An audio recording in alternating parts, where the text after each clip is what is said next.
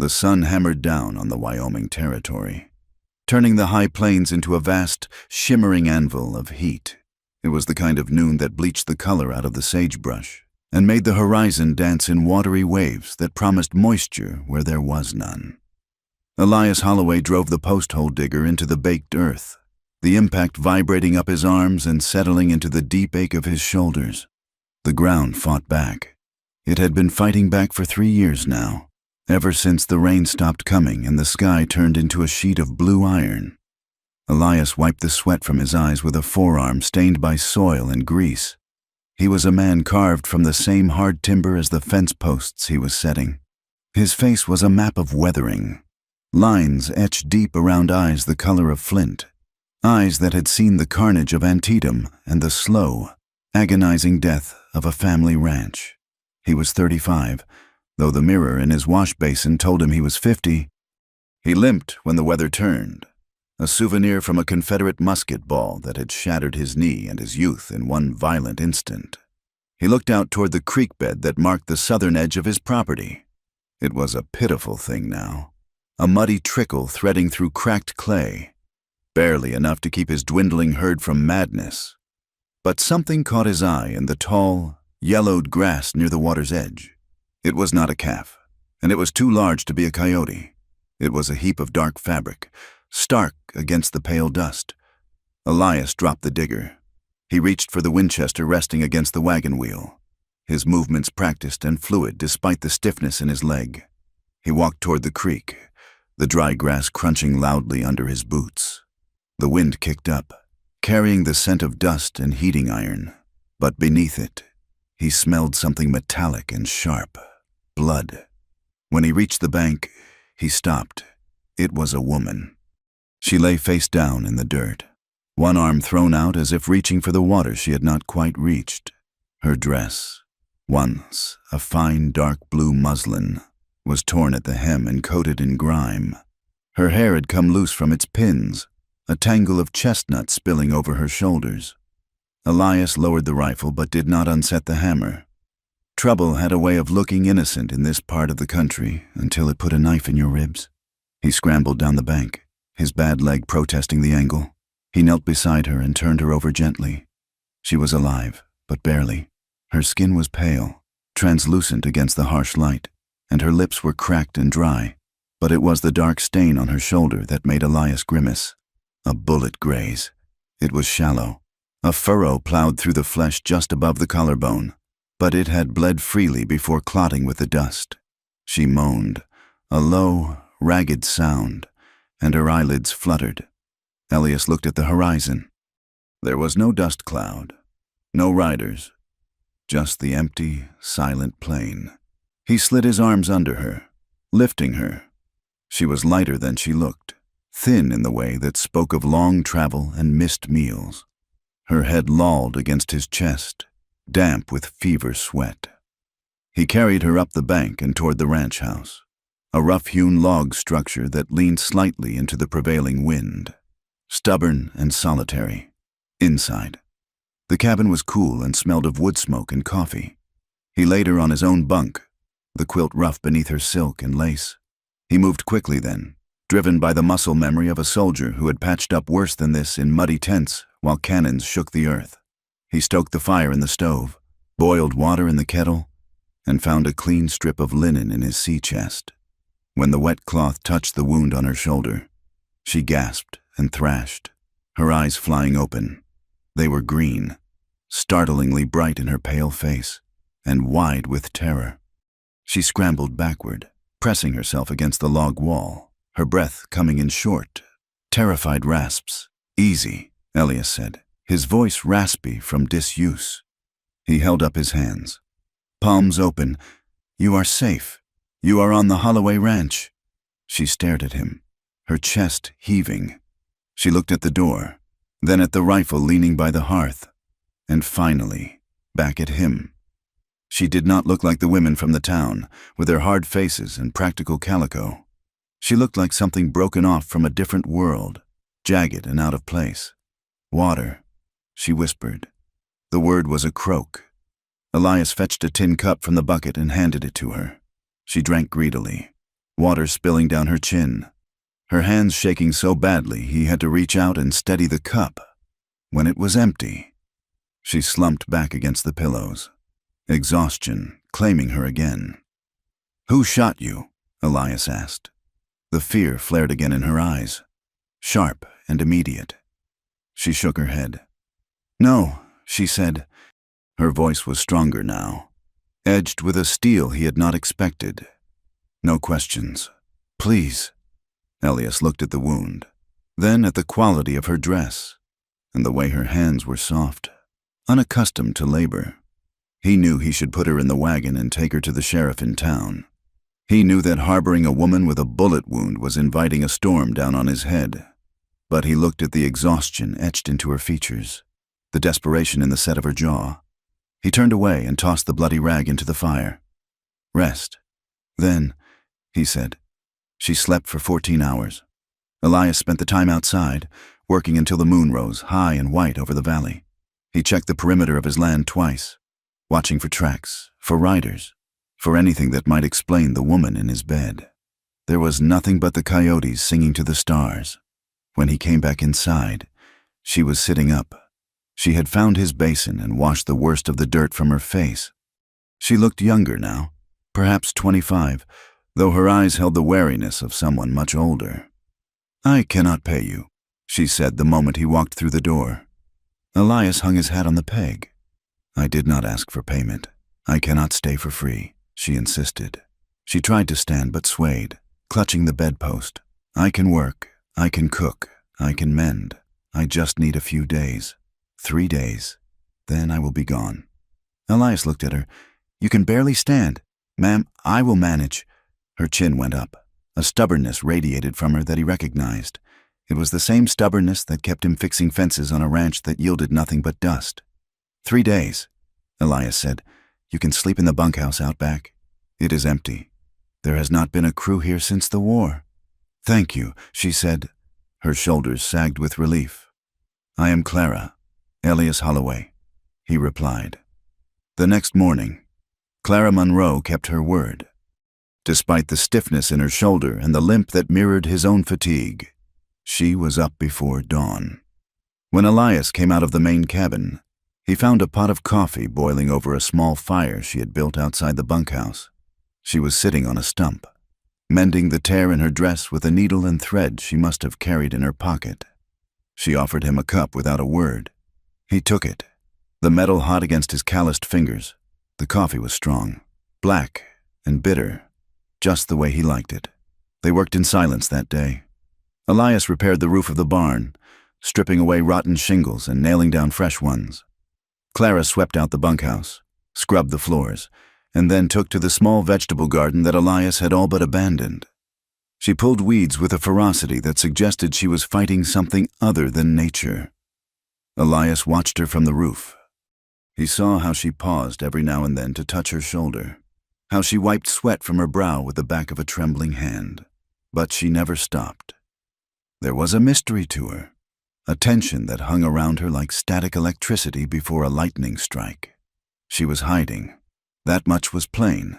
But in the West, everyone was hiding from something. The law, a debt, a memory, or just the silence of their own failures. At midday, they shared a meal of hardtack and dried beef on the porch. The air was thick and still, the heat pressing down like a heavy wool blanket. "You have a limp," Clara observed. It was not a question, just a statement of fact. Elias chewed slowly, looking out over the brown expanse of the valley. "Gettysburg?" He lied. It was easier than explaining the border skirmishes and the brother he had lost in a muddy field not 10 miles from here. "You handle a rifle like a soldier," she added. "And you handle a silence like a poker player," he countered. A faint smile touched her lips, gone as quickly as it came. "It is a necessary skill. Mr. Holloway, Elias, she corrected. She looked down at her hands, which were already reddening from the sun and the work. "Why are you here alone? A place this size, it requires men, it requires life. It has me." Elias said, "It is dying," she said softly. "The land is thirsty. The house is lonely." Elias stiffened. He set his plate down on the railing. It is surviving. That is all that matters. She looked at him then. Really looked at him. Her green eyes searching the crags of his face. Is it? Or are you just waiting for it to finally give up so you can too? Elias stood up abruptly, the chair scraping loud against the wood. The water trough needs filling, he said, and walked away. He felt her gaze on his back, heavy and knowing. By the third day, the heat broke, but not in the way the land needed. The sky turned a bruised purple in the west, piling up clouds that looked like bruised knuckles. The wind shifted, turning cold and sharp, whipping the dust into blinding swirls. A dry storm was coming, or perhaps a deluge. In this country, the weather offered no promises, only threats. Elias was in the barn checking the horses when the first crack of thunder shook the ground. It sounded like artillery fire, deep and resonant in his chest. He calmed the mare, stroking her nose, and then looked out the barn door. The sky had opened up. Rain was falling in sheets, violent and gray, hammering the earth with enough force to bruise. He saw Clara standing in the doorway of the bunkhouse. The structure was old, the roof patchy. It would not hold against a storm like this. "Get to the cabin!" he shouted over the roar of the wind. She hesitated, hugging her arms around herself. "Now!" Elias yelled. He grabbed a canvas tarp and ran toward her, his bad leg dragging in the mud that was instantly forming. He reached her just as a bolt of lightning split the sky, illuminating her pale, frightened face in a stark flash of white. He threw the tarp over her shoulders and guided her toward the main house, his hand firm on her back. They tumbled into the cabin, dripping wet and breathless. The fire Elias had banked earlier was still warm. He added logs quickly, the flames leaping up to chase away the sudden gloom. The rain drummed against the roof, a deafening rhythm that isolated them from the rest of the world. "You are soaking wet," Elias said. "So are you," Clara replied. Her dress clung to her frame, revealing the sharpness of her collarbones and the curve of her waist. She shivered, her teeth chattering. Elias turned his back to give her privacy. "Wrap yourself in the quilt from the bed. I will hang these by the fire." When he turned back, she was bundled in his patchwork quilt, sitting by the hearth. She looked small, almost childlike, but her eyes were dark with adult worries. Elias set a pot of beans and salt pork on the stove. It was humble fare, but it was hot. They ate sitting on the floor by the fire, the table feeling too formal, too distant. The storm raged outside, wind howling around the corners of the cabin like a mournful ghost. "Why do you stay?" Clara asked again. Her voice was quiet, barely audible over the rain. "You got angry when I asked before, but I need to know. Why stay in a place that ghosts have already claimed?" Elias stared into the fire, the flames reflected in his eyes, orange and dancing. He thought of his brother, Samuel. He thought of the day the railroad men came, the day the survey lines were drawn, the argument that turned into a shouting match, and the shouting match that ended with Samuel in the dirt, blood pooling around his head. He thought of the justice that never came, the sheriff who looked the other way, the silence that had descended on the ranch like a shroud. "My brother died on that ridge to the east," Elias said, his voice low. "He is buried under the cottonwood tree by the dry creek. If I leave, the railroad takes the land. They take the house. They take the dirt that covers him." Clara stopped eating. She set her bowl down. "I promised him," Elias continued. "I promised I would hold it, even if it dries up and blows away. I have to be here to watch it go. Someone has to stay and remember." The silence stretched between them, heavy with grief. Clara shifted, the quilt slipping slightly from her shoulder. She looked at the fire, her expression twisting with a pain that mirrored his own. "I understand," she whispered. "To run is to forget, and to forget is the worst kind of betrayal." "You are running," Elias said. It was not an accusation. Clara closed her eyes. "Yes."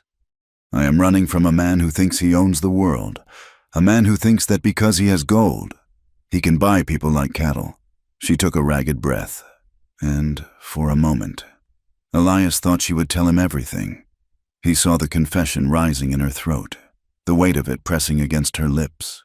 He saw her hands clench into fists in the fabric of the quilt, but then she shook her head, pushing the words back down. "It does not matter. He is far away, and I am here. For tonight, at least, the rain hides us both." She looked up at him, and the raw vulnerability in her face hit Elias like a physical blow. She was beautiful, not in the porcelain way of the magazines, but in the way a storm is beautiful, wild, dangerous, and undeniable. "You should not be here," Elias said, his voice rough. "I am not a man who can help you. Clara, I have broken livestock.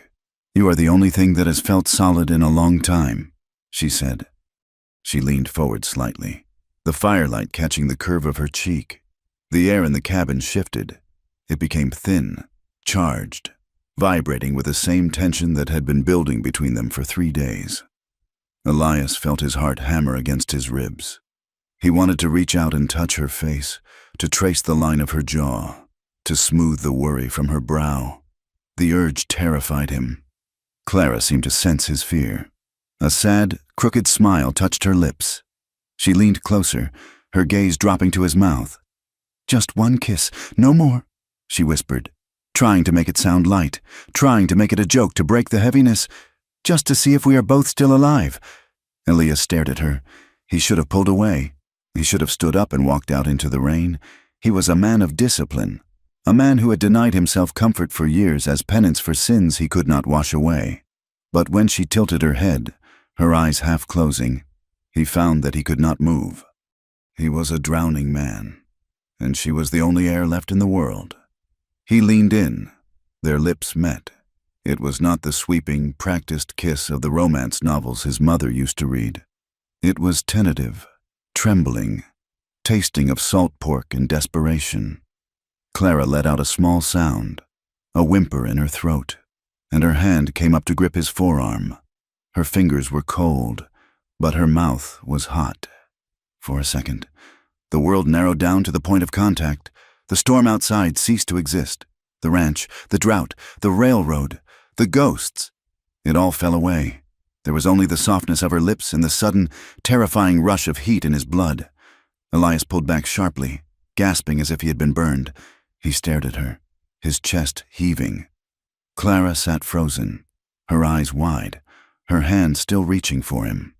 Her lips were parted, red and swollen. Elias stood up, knocking his bowl over. The beans spilled onto the hearth, sizzling as they hit the hot stones. I have to check the stock," he stammered. "Elias," Clara said, her voice shaking. He did not look at her. He grabbed his hat and his oilskin coat, jamming the hat onto his head. He threw the door open. The wind howled, driving rain into the cabin, soaking the floorboards in an instant. Elias stepped out into the storm, pulling the door shut behind him with a slam that rattled the hinges. He stood on the porch for a moment, the rain lashing against his face, mixing with the sweat that had broken out on his brow. His heart was thundering like a runaway train. He walked out into the mud, ignoring the pain in his leg, ignoring the lightning that tore the sky apart. He needed the cold. He needed the noise. He needed to remember who he was, a man alone, a man with a duty to the dead, not a man who could afford to lose himself in the green eyes of a woman running from hell. But as he stood by the corral fence, gripping the rough wood until his knuckles turned white, the taste of her was still on his lips, sweeter than the rain and more dangerous than the drought. The morning sun rose like a judge's gavel, demanding order after the chaos of the storm. The sky was scrubbed clean, a blinding, expansive blue that stretched over the Wyoming plains without a single cloud to soften its glare. The earth was damp for the first time in months, the scent of wet sage and mud thick in the air. But Elias Holloway knew the moisture would not last. The ground was too hard, too scared to drink it in. It would evaporate by noon, leaving the ranch just as thirsty as it had been before. Elias had left the cabin before Clara woke. He moved with the frantic energy of a man trying to outrun his own thoughts. The memory of the kiss burned on his lips, a phantom heat that the cool morning air could not dispel. He felt like a fool. He was a man of discipline, a man who had buried his desires along with his family. Yet one look from a woman with haunted eyes had shattered his resolve like cheap glass. He rode the roan gelding hard to the northern perimeter, where the drift fence had been leaning for a year. He needed to work. He needed to tear his hands on barbed wire and strain his back until the physical pain drowned out the confusion in his chest. He was wrestling a cedar post into the ground, sweat stinging his eyes. When he heard the wagon, he did not look up, hoping it was a neighbor, hoping it was the wind, hoping it was anyone but her. But the wagon stopped, the brake lever creaking loudly. "I told you to rest," Elias said to the post he was hammering, "and I told you I pay my debts," Clara's voice answered. It was calm, devoid of the trembling vulnerability from the night before. Elias straightened, wiping his forehead with his sleeve. Clara sat on the seat of the buckboard wagon he used for hauling feed. She wore a shirt he recognized as one of his own old flannel ones. The sleeves rolled up 5 times to free her hands, and a skirt she must have scrubbed clean in the wash basin. Her hair was braided tight against her head, practical and severe. She looked ridiculous in the oversized clothes, yet undeniably dignified. "I am mending fences," Elias said flatly. "It does not work for a woman with a bullet wound. My shoulder is stiff, not useless," she replied. She climbed down from the wagon, wincing only slightly as her boots hit the mud. "Hand me the wire stretchers." Elias stared at her. "Go back to the house. Clara." She ignored him. She walked to the back of the wagon where he had left the spool of Glidden wire. She grabbed the heavy coil, her small hands struggling for purchase, but she heaved it off the tailgate with a grunt of effort. She dragged it toward him, her boots slipping in the slick grass. "If you are going to be stubborn," Elias said, stepping forward to take the spool before she dropped it on her foot, "you might as well be useful." They worked in silence for the first hour. The work was brutal. The wire was sharp and unforgiving, known in the territory as the devil's rope. It required 3 hands to splice a break, 2 to hold the tension and 1 to wrap the ends. Elias found himself forced into a proximity he had tried to avoid. When he held the stretcher, Clara had to step in close to twist the wire. He could smell the soap she had used, a simple lye scent that suddenly seemed like the most intoxicating perfume in the world. He watched her hands. They were bleeding from small scratches, but she did not complain. She bit her lip, focused, twisting the iron with a grim determination that matched his own. By midday, the sun was a physical weight. They sat in the shadow of the wagon to eat the biscuits and dried beef she had brought. The silence between them had changed. It was no longer the sharp, awkward silence of embarrassed strangers. It was the companionable quiet of 2 people who had sweated over the same impossible task. Elias took a long pull from his canteen and offered it to her. She drank, wiping her mouth with the back of her hand. "You work harder than my ranch hands did," Elias said. "Before I let them go." She looked at the endless line of fence posts stretching into the shimmering distance. "Why did you let them go?" "Could not pay them," Elias answered honestly. "The beef prices dropped after '73, then the drought. Then the railroad squeezed the shipping rates until it cost more to move a cow than to shoot it. The railroad," Clara said. The word came out cold. Elias looked at the horizon. "That is right. The Union Pacific. They wanted the water rights to this valley. They said they needed it for a spur line depot. They sent men with papers, and when the papers did not work, they sent men with guns." Clara went very still. She set the canteen down carefully. "Who sent them?" Elias picked up a stone and turned it over in his fingers.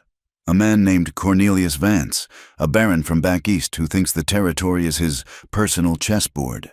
He heard Clara's breath hitch, a small, sharp intake of air. He looked at her. She was staring at her hands, her face pale beneath the flush of the sun. "You know the name," Elias said. It was not a question. "Everyone knows the name," she said quickly. Her voice was too high, too brittle. "He owns half the state." Elias threw the stone. It clattered against a fence post. "He wanted it all. My brother, Samuel. He was younger, hot-headed. He rode out to meet the surveyors when they crossed our line. He told them to get off Holloway land." Elias paused. The memory was a dark room he tried not to enter. "And?"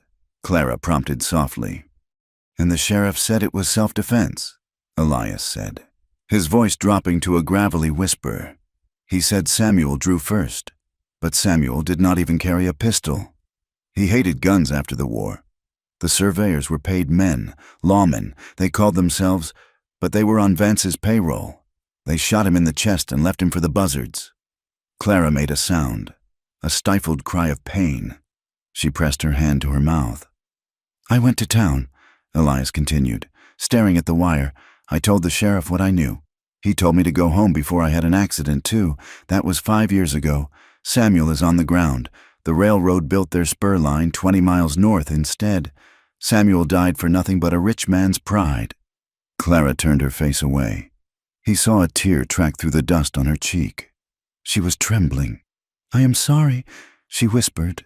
I am so sorry. Elias. He looked at her, confused by the depth of her reaction.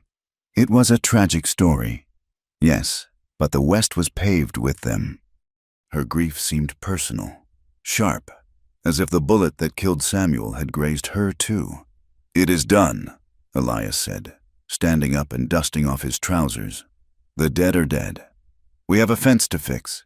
He offered her a hand to pull her up. She looked at his calloused palm for a long moment before taking it. Her grip was tight, desperate. When he pulled her to her feet, she stumbled slightly, landing against his chest. For a second, neither of them moved. He could feel the rapid beat of her heart against his ribs. He smelled the sun on her hair. He wanted to wrap his arms around her and crush the sadness out of her. But he stepped back, clearing his throat. Work to do, he muttered. That night, the air in the cabin was thick enough to chew. Elias sat by the fire cleaning his Winchester, the rhythmic slide of the oil rag soothing his nerves. Clara sat at the table, mending a tear in his work coat. Every time she moved, the fabric rustled, and Elias felt the sound in his teeth. He found himself watching her. He watched the way the firelight caught the stray hairs escaping her braid. He watched the concentration on her face, the way she bit her bottom lip when the needle snagged. He remembered the taste of her mouth from the night before, the surprising softness, the sudden surrender. He forced his eyes back to the rifle. He was a man of honor. She was a guest, a wounded woman under his protection. He had no right to want her, but the want was there, a dull ache in his belly that was growing sharper by the hour. Clara looked up and caught him staring. Elias froze. He did not look away this time. The air between them crackled. He saw her eyes drop to his hands, to the way his knuckles were white as he gripped the rifle stock. She saw the tension in his jaw, the flush that rose up his neck. She knew. She set the coat down and stood up. I think I will turn in, she said, her voice breathless. Good night, Elias said. He did not look up as she passed him to go out to the bunkhouse, but he listened to her footsteps until the door clicked shut. Then he let out a breath he had been holding for hours and put his head in his hands. The next afternoon brought a different kind of heat. It was a heavy, sullen warmth that promised another storm. Elias and Clara were working near the creek bed, clearing brush that had choked the only path to the water. Clara was pulling at a stubborn knot of sagebrush, her back to him. Elias was sharpening his axe a few yards away. He heard the sound before she did. It was a dry, rhythmic rattle, like seeds shaking in a gourd. It was the sound of death. Clara, Elias shouted. She turned, confused. What? Don't move, he commanded. His voice was low and terrible. Clara froze. She looked down, curled in the shadow of the sagebrush. Not 2 feet from her ankle was a diamondback. It was coiled tight, its head raised, the rattle blurring with speed. It was angry, cornered, and ready to strike. Clara gasped, her instinct to jump back visible in the twitch of her legs. Stay still, Elias said. He moved toward her. He did not run. Sudden movement would trigger the strike. He flowed forward, his bad leg forgotten. Clara was shaking. The snake's head tracked her trembling. Elias was 5 feet away. 4. The snake pulled its head back, the coil tightening like a spring. Elias lunged. He did not go for the snake. He went for Clara. He grabbed her by the waist and the arm, his grip bruisingly hard, and yanked her backward with violent force. The snake struck the empty air where her leg had been a fraction of a second before. Elias swung her around, putting his body between her and the reptile. In one fluid motion, he drew the Colt revolver from his hip and fired. The shot was deafening in the quiet valley. The snake's head exploded, its body thrashing aimlessly in the dust. Silence rushed back in, ringing in their ears. Elias holstered the gun, his heart hammering. He turned to Clara. "Are you hit? Did it get you?" He reached for her, his hands still gripping her shoulders to steady her. "Don't!" Clara screamed. She wrenched herself away from him, stumbling back. Her eyes were wide with a terror that had nothing to do with the snake. She was looking at his hands. She was looking at the violence in his grip. She was hyperventilating, her chest heaving in ragged, panic-stricken gasps. Elias froze, his hands hovering in the air. "Clara, please," she whimpered. She wrapped her arms around herself, shrinking away from him. Just don't grab me. Please don't grab me like that." Elias lowered his hands slowly. He saw it then. He saw the memory overlaid on her face. She wasn't seeing him. She was seeing someone else. Someone who had grabbed her with that same force, but not to save her. "I am sorry," Elias said gently. "The snake. I had to move you fast." Clara stared at the dead snake, then at Elias. The panic began to ebb, replaced by a deep, crushing shame. She straightened up, brushing the dust from her skirt with trembling hands. "I know," she whispered. "I know you did. I am sorry. I am not used to being protected." She turned and walked rapidly toward the house, not waiting for him. Elias watched her go, the dead snake twisting in the dirt at his feet. He felt a cold fury rising in him. Not at her, but at the man who had put that look in her eyes. That night, the moon was a sliver of bone in the sky. They sat on the porch, the darkness stretching out before them. Elias smoked a pipe, the tobacco smoke drifting lazily in the still air. Clara sat on the steps, hugging her knees. "You asked me why I ran," she said into the darkness. Elias did not look at her. "You do not have to tell me. I want to," she said. She took a deep breath. "I was engaged. It was an arrangement. Really. My father was a preacher who believed that money was a sign of God's favor. He promised me to a man who had a lot of it." Elias waited. "His name is Charles." She said, "Charles Vance." Elias bit down on the stem of his pipe. The name hit him like a physical blow. Vance, the son of Cornelius Vance, the son of the man who killed his brother. The world suddenly felt very small and very cruel. He is a cruel man," Clara continued, her voice wavering. "He liked to own things, horses, land, people. When we were together, he would hold me so tight it left bruises. He said it was because he loved me so much he couldn't let go. But it wasn't love, it was possession." She rubbed her arm, the spot where Elias had grabbed her earlier. "I tried to leave," she said. "I packed a bag. I took nothing that he gave me, no jewelry, no money, just my own clothes. But he caught me. He told the sheriff I had stolen $5,000 in gold bonds from his safe. He lied." Elias said, "Of course he lied," Clara said bitterly. "But he is Vance. His lie is the law." "I ran. I got on a horse and I rode until the animal collapsed. Then I walked. His men found me near the creek. One of them shot at me. I think they meant to kill me. Charles would rather see a thing broken than see it free." She turned to look at him. Her face was pale in the starlight. "So you see, Elias, I am not just a runaway. I am a thief in the eyes of the law. If you keep me here, you are harboring a criminal, and worse, you are crossing the Vances again." Elias sat in silence for a long time. The pipe had gone out. He tapped the ash against his boot heel.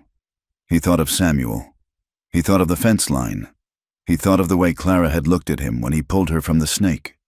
Terror, followed by a dawning realization that his hands were safe. He stood up and walked to the railing. He looked out at the dark shape of the cottonwood tree where his brother was buried. "You can stay here," he said. His voice was low, rumbling like distant thunder. "Elias, "You don't understand. I understand. He cut her off.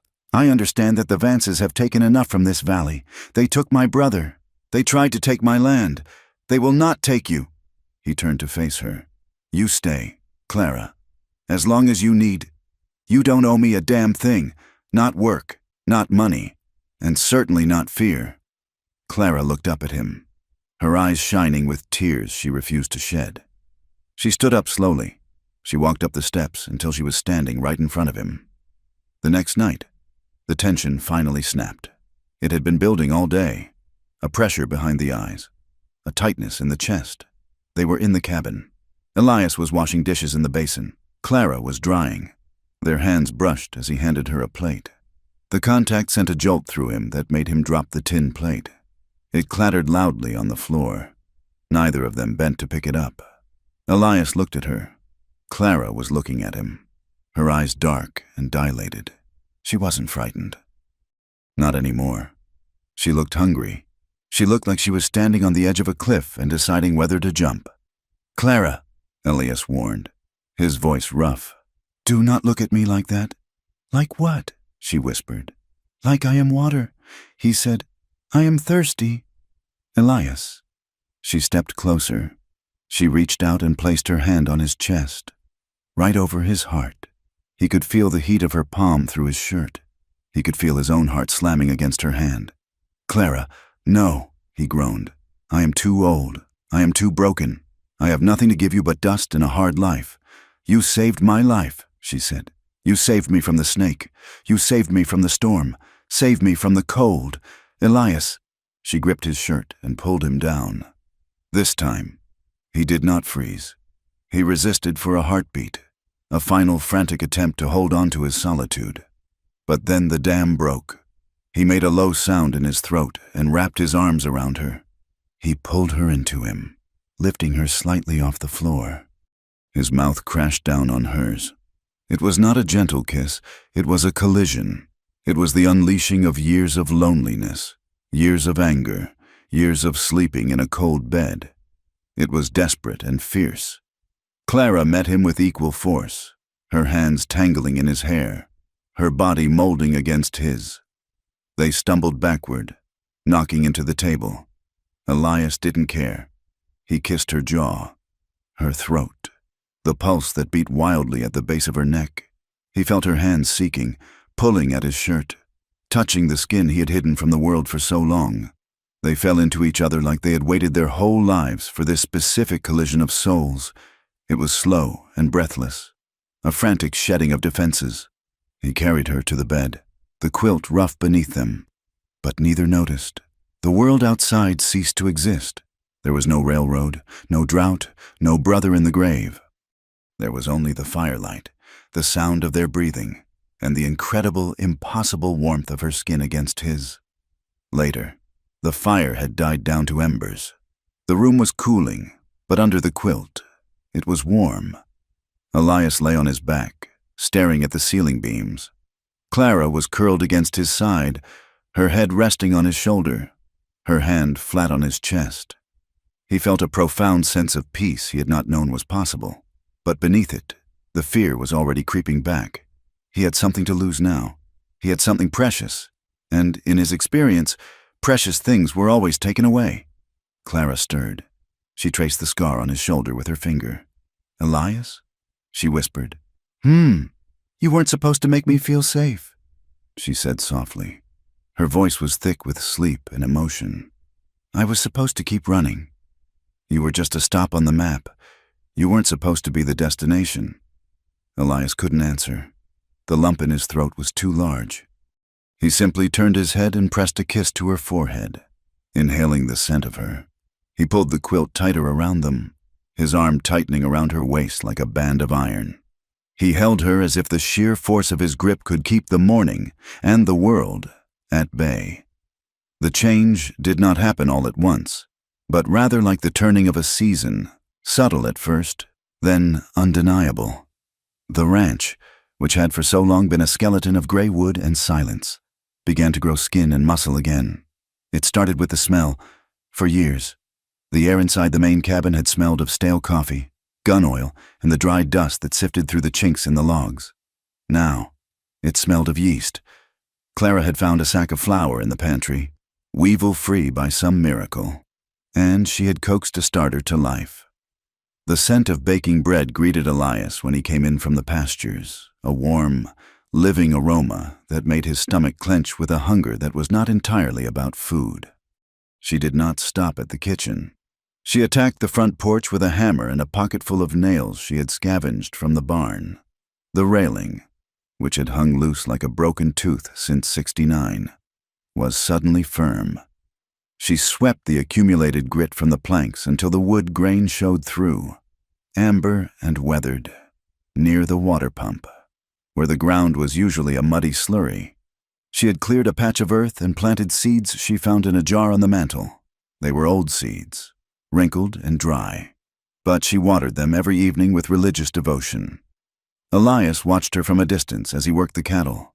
He watched her move between the house and the pump, her skirts kicking up small clouds of dust, her sleeves rolled up to her elbows. She was no longer the fragile, broken thing he had pulled from the creek. She was becoming the spine of the place. The cattle needed water and grass, but the ranch, the soul of it, needed her. He realized with a jolt of terror that he was beginning to structure his day not around the sun, but around the moments he would see her. One afternoon in late July, the heat lay over the valley like a heavy wool blanket. The air was still, filled with the droning of cicadas. Elias had been riding since dawn, checking the herd in the north pasture. He rode back toward the house, his shirt sticking to his back, the taste of salt on his lips. As he crossed the ridge that overlooked the creek, he pulled the roan gelding to a halt. Below him, in a bend of the stream where the cottonwoods offered a pool of shade, Clara was bathing. She thought she was alone. The ranch was miles from the nearest neighbor, and Elias was supposed to be gone until supper. She stood waist-deep in the slow-moving water, her back to him. Her skin was stark white against the dark green of the water and the shadows of the trees. She had piled her hair on top of her head, but stray tendrils clung to her damp neck. She moved slowly, splashing water over her shoulders, scrubbing her arms with a cloth. Elias sat on his horse, motionless. His first instinct, bred from years of gentlemanly expectation, was to turn the horse and ride away. To look was a violation, but he did not turn. He could not. He watched the way the light filtered through the leaves and dappled her back. He watched the curve of her waist and the slope of her hip as she turned slightly. It was not the leering gaze of a predator, but the starving look of a man who had forgotten what beauty looked like. Clara paused. She went very still in the water. She did not turn around, but her head tilted slightly, listening. She knew he was there. The realization hit Elias hard. She knew he was watching, and she did not cover herself. She did not scream. She stood there, letting the water lap against her skin, allowing him to see her scars and her softness. It was a permission granted without words, an intimacy far sharper than the act of undressing in the dark. Elias swallowed hard, his throat dry. He turned the horse slowly, guiding it back over the ridge, his heart hammering a frantic rhythm against his ribs. When he came into the house an hour later, Clara was already dressed, her hair drying by the fire. They did not speak of it, but the air between them had shifted again, thick with a new, unspoken understanding. That evening, they sat on the newly repaired porch. The sun was setting in a bruise of purple and orange, casting long, distorted shadows across the yard. Elias whittled at a piece of cedar, the knife shucking off curled strips of wood. Clara sat in the rocking chair, her hands idle in her lap for once. "You are quiet tonight," she said. "I am thinking," Elias replied. "About what? About the war," he said. He. The truth slipped out before he could catch it. He never spoke of the war. Not the blood, not the noise, not the terrible waste of it.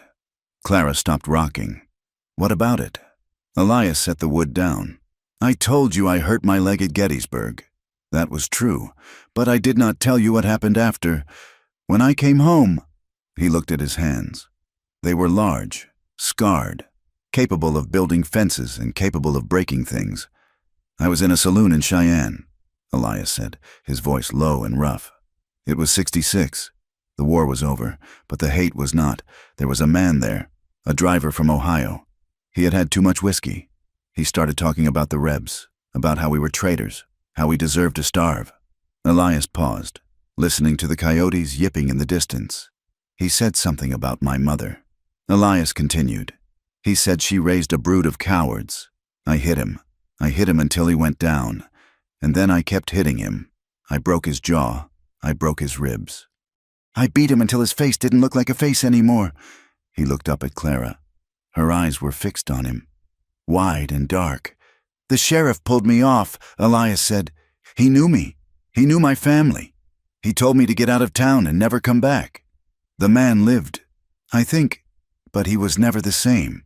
And neither was I. I realized then that the war hadn't just taken my knee. It had taken the part of me that knew when to stop. He waited for her to flinch. He waited for the look of disgust. The judgment that a preacher's daughter should surely have for a man capable of such blind violence. Clara leaned forward. She reached out and covered his hand with hers. Her fingers were cool against his feverish skin. You were angry, she said softly. You were grieving. I was an animal, Elias corrected. No, she said firmly. You were a man in pain, and pain makes us do terrible things. She squeezed his hand. I told you about Charles, about how he hurt me. But I didn't tell you what I did before I left. I smashed his favorite portrait, the one of himself that hung in the hallway. I took a fireplace poker and I destroyed it. I wanted to destroy him. If he had been standing there, I might have done it. Does that make me an animal? Elias? No, Elias said immediately. It makes you a survivor. Then grant yourself the same mercy, she whispered. The forgiveness in her voice was a balm he had not expected. He turned his hand over and interlaced his fingers with hers. They sat there as the dark swallowed the valley, two broken people holding on to each other in the vast, indifferent night. 2 nights later, the silence was shattered by a scream. It was a high, thin sound of pure terror that cut through the heavy timber of the cabin walls. Elias was awake before his eyes opened. He rolled out of bed, his feet hitting the cold floorboards, his hand already closing around the stock of the Winchester leaning against the wall. He did not think. He ran. He burst out of the main house and across the yard to the bunkhouse, ignoring the sharp stones biting into his bare feet. He kicked the door open, the rifle raised, ready to kill whatever intruder had dared to touch her. The bunkhouse was empty of men. There was only Clara, sitting bolt upright in the narrow bed, her hands clawing at the sheets, her chest heaving. She was screaming, a wordless, sobbing sound that tore at his heart. Elias lowered the rifle and rushed to her. Clara! Clara! Wake up! She flailed at him, her eyes blind with nightmare. No, no, don't take me! Charles, please! It is Elias, he said, dropping the gun and grabbing her shoulders. He shook her, hard. It is Elias. You are safe, she gasped, her eyes focusing on his face. For a second, the terror held, and then she crumpled. She threw herself forward, wrapping her arms around his bare torso, burying her face in his neck. She was shaking so hard her teeth chattered. He found me, she sobbed into his skin. In the dream, he found me. He had the dogs. He had the chains. Elias wrapped his arms around her, pulling her tight against him. He could feel her tears hot on his shoulder. He stroked her hair, his own heart slowly returning to a normal rhythm. He is not here, Elias murmured, his voice a rumble in his chest. There are no dogs. There are no chains. There is only me. Don't send me back, she begged, her voice cracking. Promise me you won't send me back. I would rather die. Elias, I would rather you shoot me right here than let him take me back. I promise, Elias said fiercely. He pressed his cheek against the top of her head. I will never let him take you. I will put a bullet in him before I let him touch you again. She clung to him, her fingers digging into the muscle of his back. He held her until the shaking stopped, until her breathing slowed to a hitching rhythm. He stayed there, sitting on the edge of the bunk, holding her while the moon tracked across the floorboards. He realized then that he would burn the whole territory down if it meant keeping her safe. But the world outside the ranch had a way of intruding, no matter how high the fences were built. It arrived on a Tuesday, in the saddlebag of a passing neighbor, Old Man Miller, who had ridden out from town with supplies. He stopped at the gate, tipping his hat to Elias. "Got a letter for you, Elias," Miller said, handing over a folded piece of paper sealed with wax, "and some news. Sheriff says there's a reward out, big money." Elias felt a cold stone drop in his stomach. "What kind of reward?" $500, Miller said, whistling low. "For a runaway, a woman. Says she stole bonds from a railroad tycoon back east. They say she might be headed this way. Have you seen anyone?" Elias looked Miller in the eye. His face was a mask of stone. "I haven't seen a soul in weeks." "Miller, just you and the cows." Miller nodded, scratching his beard. "Well, keep an eye out. $500 is a lot of money for a man in a drought." Miller rode off, leaving a cloud of dust hanging in the still air. Elias stood by the gate, the letter heavy in his hand. He broke the seal. It wasn't a letter from a friend. It was a handbill, folded tight. It featured a sketch, a crude likeness, but undeniable. It was Clara, and beneath it, the promise of gold from the estate of Charles Vance.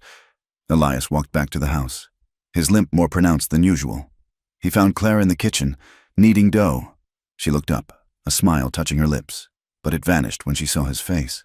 "What is it?" she asked. Elias laid the handbill on the table. Clara looked at it.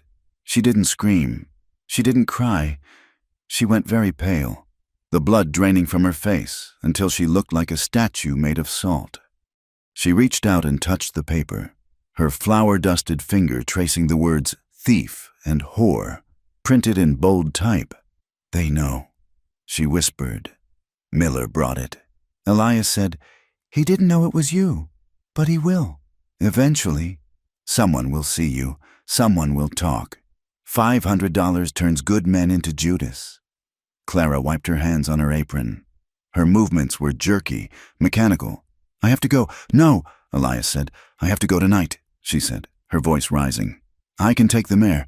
I will ride west, toward the mountains. If I leave now, I can draw them away from you. You will die in the mountains," Elias said calmly. "Winter is coming early. You know that. I don't care." She spun around to face him. "Do you see what this is, Elias? This is a war declaration. Charles isn't just looking for me. He is hunting me. If they find me here, they will destroy you. They will burn this house. They will hang you for aiding a fugitive." "Let them try," Elias snarled. "You are being a fool," Clara shouted. She grabbed a saddlebag from the hook by the door and started shoving tins of food into it. "I will not drag you down with me. I will not be the reason you lose this land." Elias crossed the room in 2 strides. He grabbed the bag from her hands and threw it into the corner. It hit the wall with a heavy thud. "You are not leaving," he said. "Stop protecting me," Clara yelled, pushing against his chest. "Why are you doing this? Look at me, Elias. Look at what the paper says. That is what the world thinks I am. A thief, a fallen woman. I don't care what the world thinks," Elias shouted back. "You should." She was crying now, angry, hot tears. "You are a rancher. You are a man of honor. You have a name. I am just ruined. That is all I am to them. Spoiled goods. A rich man's plaything who ran away. You can't wash that off. Elias, you can't fix a fence and make me new again." Elias grabbed her wrists. He pulled her close, forcing her to look at him. Her eyes were wild, desperate. "I am not trying to make you new," he said, his voice dropping to a fierce whisper. "I don't want new things. I want you." He saw the shock register on her face. "You think you are ruined?" Elias asked, shaking her slightly. "You think you are broken? Look at me. Clara, look at this leg. Look at this dead land. Look at the blood on my hands. I am just as ruined as you are. We are both wreckage." Clara stared at him, her breath catching in her throat. "But you are good. I am not good," Elias said. "I am a man who has been waiting to die for 5 years, until you walked out of that creek." He let go of her wrists and cupped her face in his hands. His thumbs brushed away the tears on her cheeks. "If they come, let them come," he said. "But you are not leaving. I chose you. I choose this." Clara let out a sob, a sound of surrender. She threw her arms around his neck, pulling him down. This time, there was no hesitation, no gentle testing of the waters. She kissed him with a desperate hunger, a need to be consumed. Elias lifted her up.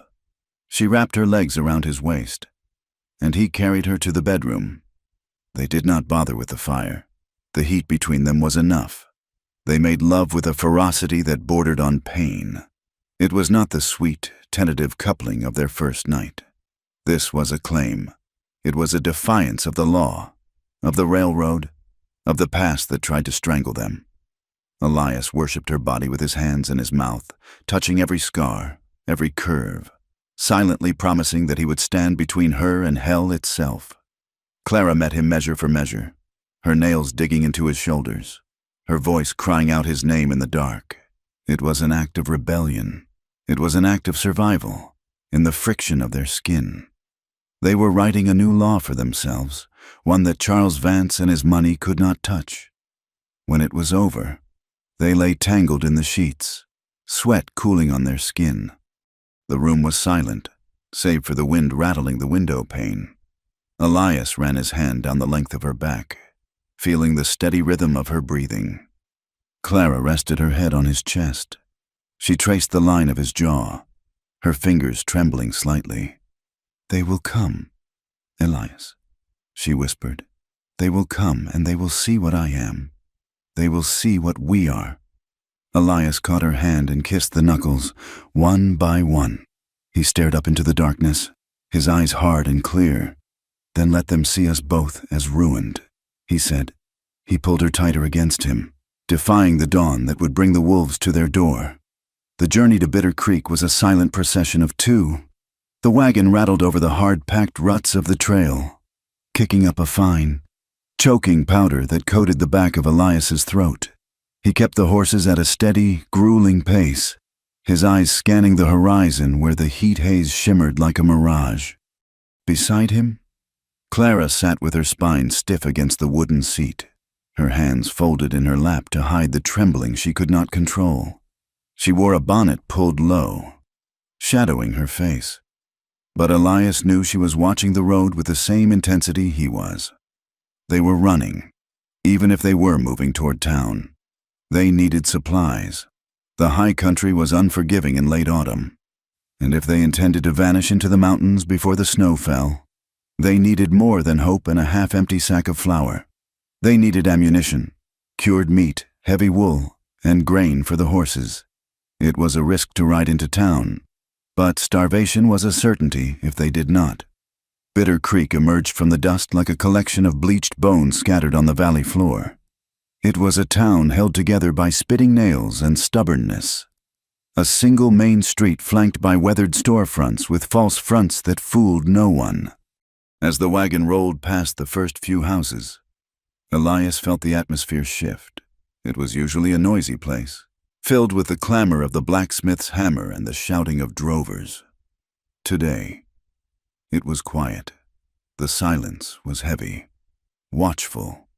A woman sweeping her porch stopped and leaned on her broom, her eyes tracking them. Two men sitting on a bench outside the livery stable ceased their conversation, their heads turning in unison as the wagon passed. Elias did not look at them, but he felt their gazes crawling over his skin. He felt the weight of the handbill that must have been nailed to the post office wall. "Keep your head down," Elias murmured, the words barely audible over the creak of the wheels. Clara nodded, shrinking further into her shawl. Elias pulled the wagon up in front of the general store. He set the brake and wrapped the reins around the hitching post. He reached for his rifle, sliding it from the scabbard. He never walked into town with a long gun, but today the rules of civility had been suspended. He offered a hand to Clara, helping her down. Her grip was damp, her palms sweating against his. "Stay close to me," he said. They entered the store. The bell above the door chimed, a cheerful sound that seemed grotesquely out of place. The interior was dim, smelling of pickle brine, leather, and stale tobacco. Horace, the proprietor, was behind the counter, weighing a sack of sugar. He looked up, a smile forming on his face, but it died the moment he saw Clara. Horace cleared his throat, his eyes darting to the back room and then back to Elias. He wiped his hands on his apron. A nervous, jerky motion. "Elias, haven't seen you in a month. We need supplies." "Horace," Elias said, his voice flat.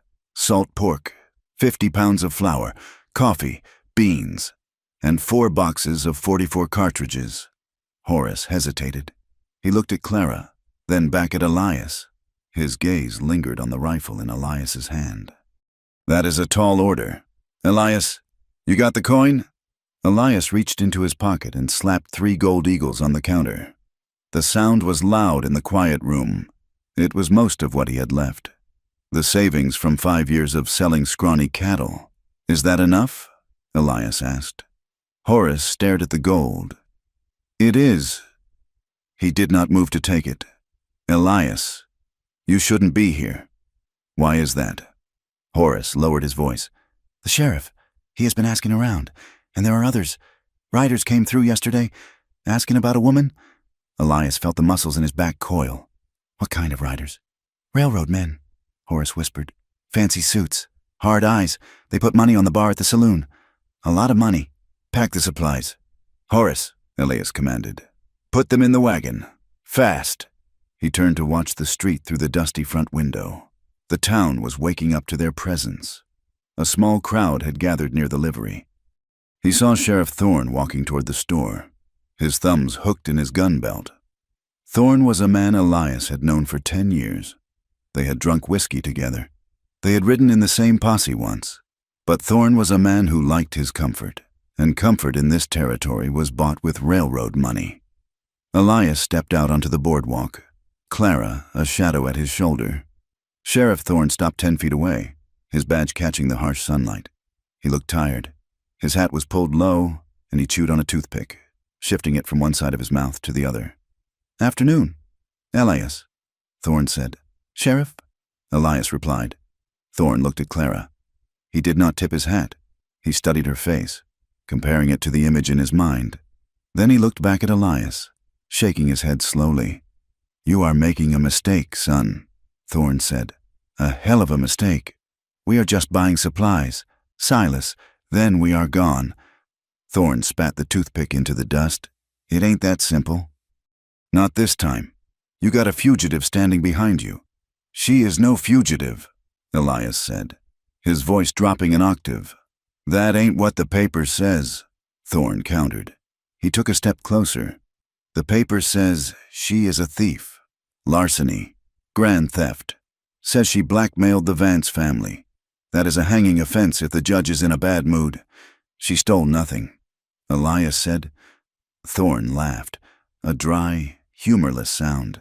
"Come on, Elias, look at her. You think a woman like that ends up in a place like this because she is a saint? She is a whore who got greedy.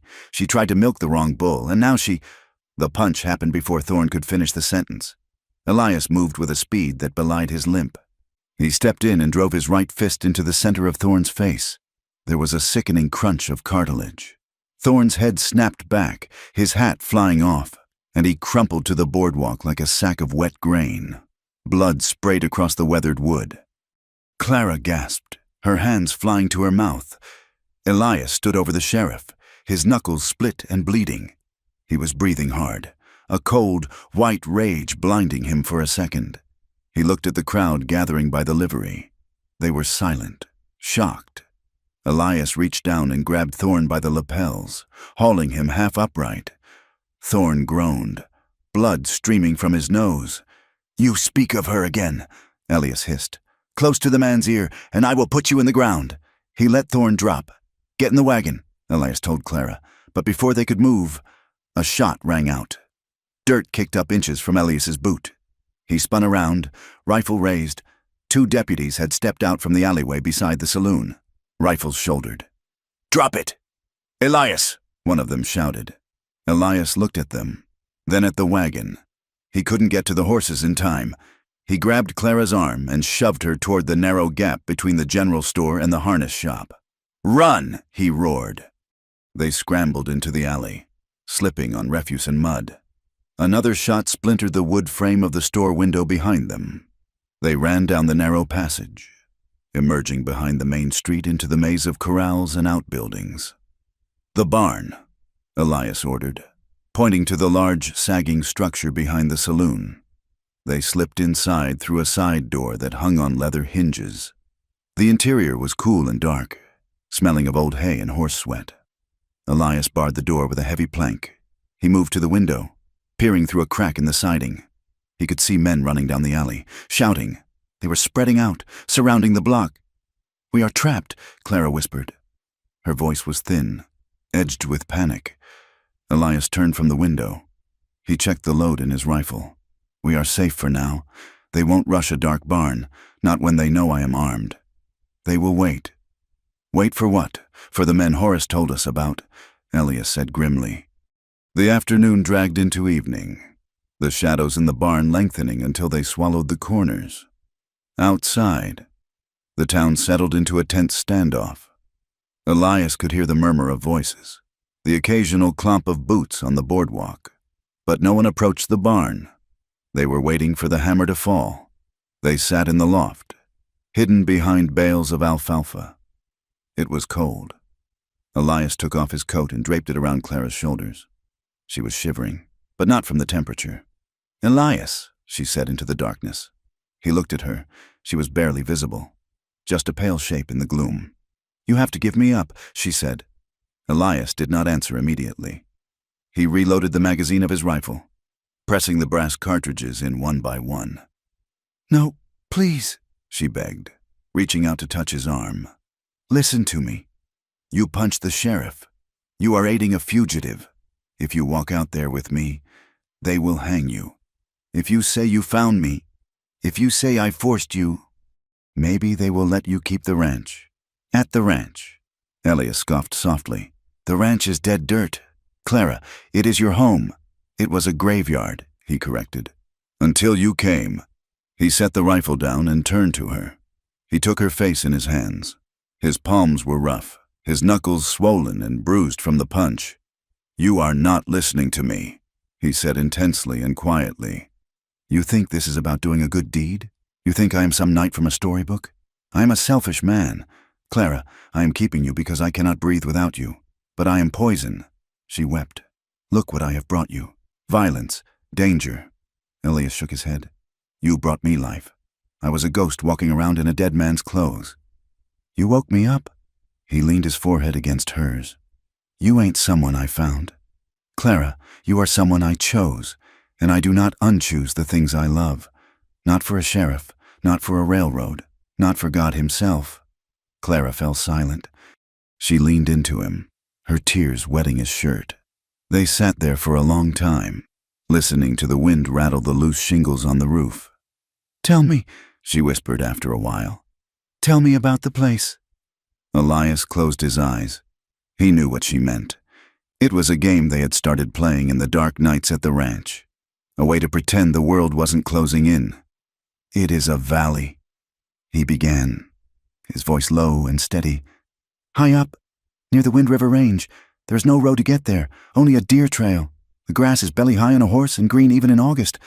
Is there water?" she asked, her voice trembling. "A spring," he said, "cold and clear. It comes right out of the rock. It never dries up. We will build a cabin there.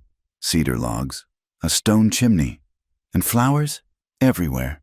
Columbine, Indian paintbrush, bluebells. You won't have to plant them. They just grow wild." Clara let out a shaky breath. "No rail lines. No rail lines," Elias promised. "No telegraphs, no handbills. Just the mountains and the sky." "I'm afraid to believe in it," she whispered. "It sounds like heaven, and I don't think I am allowed in heaven." Elias took her hand. He raised it to his lips. He kissed her knuckles. One by one, the rough skin, the small scars from the work she had done on his land. He kissed them with a reverence he had never shown a Bible. "Then let me believe enough for both of us," he said against her skin. They slept in fitful bursts, wrapped in each other's arms, the rifle lying between them like a cold iron child. Morning came with the sound of hoofbeats, not the scattered trot of a few horses, but the rhythmic, heavy thunder of a cavalcade. Elias woke instantly. He moved to the crack in the wall. The sun was just cresting the eastern hills, bathing the main street in a bloody red light. They were there, a dozen riders. They wore long dusters and wide-brimmed hats. Their horses were fine thoroughbreds, not the rough mustangs of the range. In the center of the group rode a man on a white stallion. He wore a gray suit that seemed impeccably clean despite the dust. He sat tall, his posture arrogant and relaxed. It was Charles Vance. Elias felt the name taste like bile in his mouth. He watched as the riders dismounted in front of the saloon. Sheriff Thorne, his nose bandaged and his face swollen into a purple mask, walked out to meet them. He pointed a shaking finger toward the barn. Elias turned to Clara. She was standing now, brushing the hay from her dress. She looked terrified, but she was not shaking. She had found that steel core again, the one that had kept her alive in the creek. "They are here," Elias said. "I know. We have to move." He said, "The back door faces the corral. If we can get to the horses, they won't let us leave." "Elias," she said quietly, "we make them." He said, "They moved to the ground floor." Elias kicked the brace off the main doors. He threw them open. The sudden light was blinding. They walked out into the corral. The horses were gone. Thorne had likely confiscated them in the night. They were on foot. "There they are," a voice shouted. Elias raised his rifle, but there were too many of them. Men swarmed from the alleyways, weapons drawn. They were surrounded.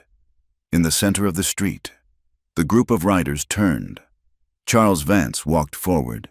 He was a handsome man, in the way a snake is handsome, sleek, polished, and cold. He held a silver-tipped cane, though he walked without a limp. He stopped 20 paces away, his men fanning out behind him, hands hovering over their holsters. "Clara," Charles said. His voice was smooth, cultured, carrying easily in the morning air. "You look terrible, my dear. The frontier does not suit your complexion." Elias stepped in front of her, the rifle leveled at Charles's chest. "Take another step, and I will kill you." Charles laughed. He looked at Elias with mild amusement. "And you must be a cowboy." "The one who likes to hit officers of the law. My name is Elias Holloway." "I didn't ask for your name," Charles said dismissively. "You are holding my property." "Mr. Holloway, I would like it back." "She is not property," Elias snarled. Charles sighed. He tapped his cane against his boot. "She is a thief. She stole $5,000 in bonds. She is a blackmailer. And, if the rumors are true, she is now a whore who spreads her legs for crippled ranchers to pay her way." The town had gathered, men, women, children. They stood on the porches and behind rain barrels, watching. They heard the insult. It hung in the air like smoke. Elias tightened his finger on the trigger. The rage was a white-hot sun in his chest. He was going to kill him. He was going to put a bullet through that silk tie and watch the arrogance drain out of him. He shifted his stance. "No!" Clara screamed. She threw herself in front of Elias, blocking his aim. She stood between the two men, her arms spread wide. "Move! Clara!" Elias shouted. She ignored him. She faced Charles. She faced the town.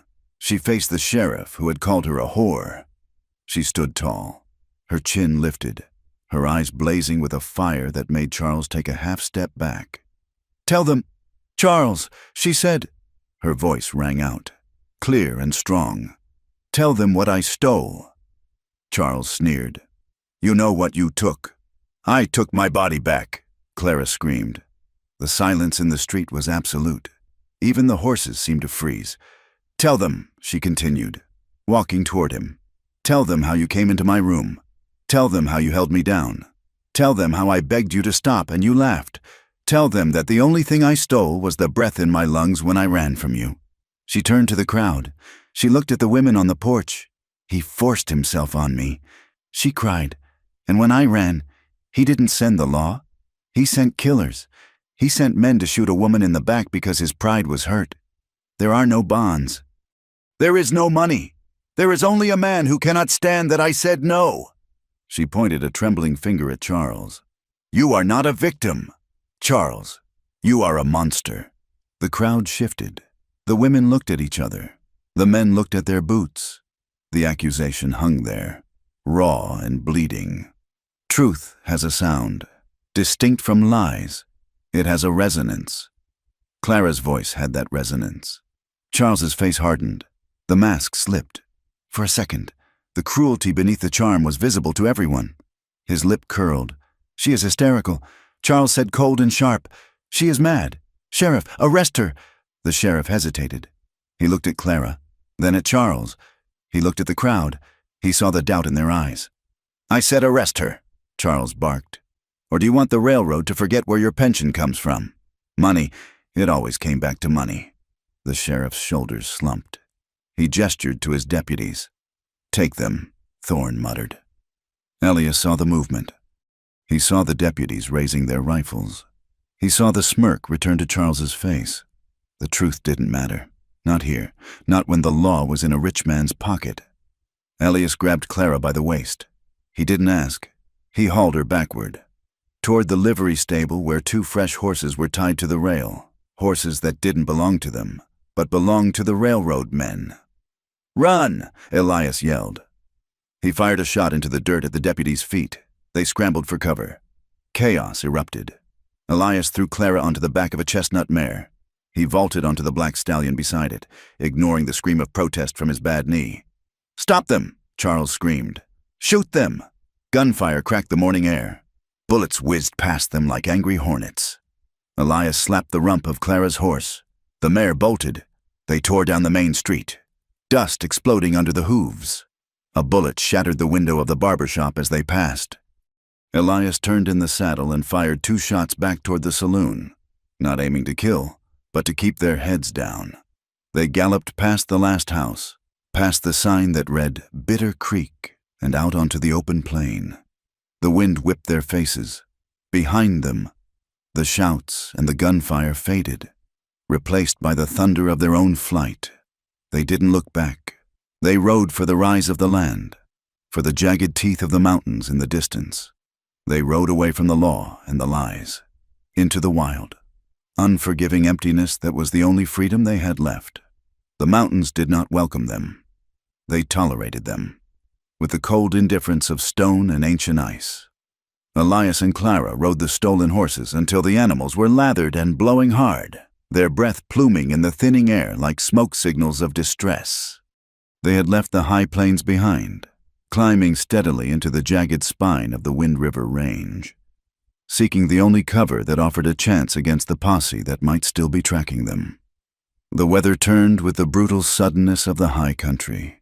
The sky, which had been a hard, clear blue at dawn, curdled into a bruised heavy gray by midday.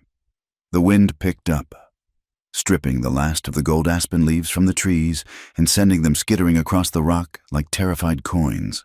By late afternoon, the smell of snow was thick in the air, a sharp, metallic scent that burned the back of the throat. Elias swayed in the saddle. He had been riding on instinct for the last 10 miles, his vision blurring at the edges. The graze on his ribs from the escape was not deep, but the exposure and the sheer, crushing weight of exhaustion had taken a toll his body could no longer pay. His bad knee throbbed with a rhythm that matched the dull pounding in his skull. "We have to stop," Clara shouted over the wind. Her voice was snatched away almost instantly, but Elias saw the shape of the words. He nodded, though looking for shelter felt like searching for a needle in a haystack of granite.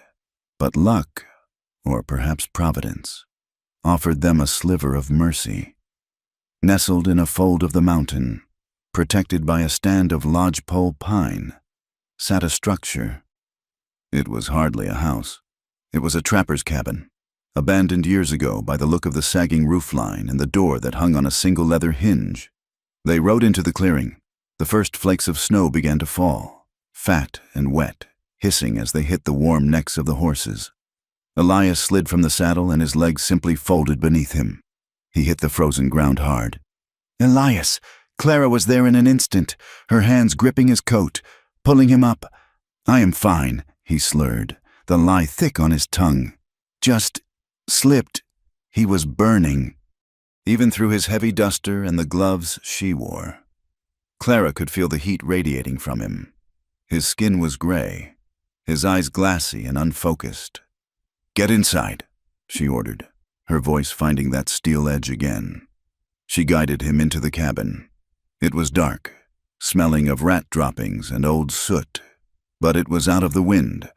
There was a stone hearth, choked with debris, and a rough bunk built into the wall. Clara helped him to the bunk, where he collapsed, shivering so violently his teeth clicked together. She did not rest. She went back out into the rising storm to unsaddle the horses and turn them loose in the lean-to, praying they would find enough dried grass to stay close. She gathered what wood she could find, broken branches, dry pine needles, and returned to the cabin. The fire took time to coax, but eventually, a small, smoky flame began to lick at the darkness. The light revealed the starkness of their situation. They had the saddlebags, a half-eaten sack of beans, a tin of coffee, and the rifle. Outside, the world was turning white. By midnight, the storm was a howling beast tearing at the logs. Inside, the battle was quieter but far more desperate. Elias was lost in the fever. He tossed on the hard planks of the bunk, muttering names of men long dead, giving orders to soldiers who could not hear him. "Samuel," he gasped, gripping Clara's wrist with bruising force. "Samuel, get down! The ridge is too exposed." "I am here," Clara whispered, wiping his forehead with a rag she had soaked in snow. "It is Clara. You are safe." He did not hear her. He was back in the mud of the war, or the dust of the feud. He thrashed, crying out in pain, his body fighting an enemy she could not shoot. For 3 days, the snow fell. It piled up against the door, sealing them in a tomb of ice and timber. The supplies dwindled. The beans ran out on the second day. Elias could not eat solid food, but he needed broth. He needed strength. Clara looked at the rifle leaning against the wall. She had never hunted game. She had seen men do it, had seen the carcasses hung in the butcher shop, but she had never been the one to pull the trigger on a living thing for food. She had no choice. On the morning of the 4th day, the snow stopped. The silence that followed was deafening.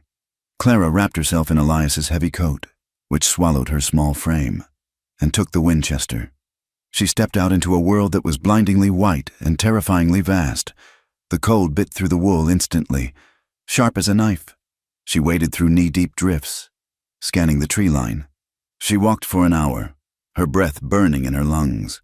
She found tracks, a snowshoe hare, likely. She followed them into the dense pines. When she saw the animal, frozen in stillness against the bark of a fallen log, she did not hesitate. She raised the heavy rifle, ignoring the ache in her own healing shoulder, and fired. The recoil bruised her, but she did not drop the gun. She walked to the animal, picked it up by the ears, and felt the warmth of its blood on her mittens. She did not look away. She carried it back to the cabin, her jaw set. She skinned it with Elias's belt knife, her movements clumsy but determined. She boiled the meat in snow water, making a rich, dark broth. She fed it to him spoon by spoon. He was too weak to lift his head, so she cradled him against her chest, murmuring soft words as he swallowed. "You have to live," she whispered into his hair, which was damp with sweat. "You promised me a valley. You promised me wildflowers. You cannot break a promise to a lady." Elias Holloway. That night, the fever broke. It happened in the dark hours before dawn. Elias woke with a gasp, as if surfacing from deep water. The shivering had stopped.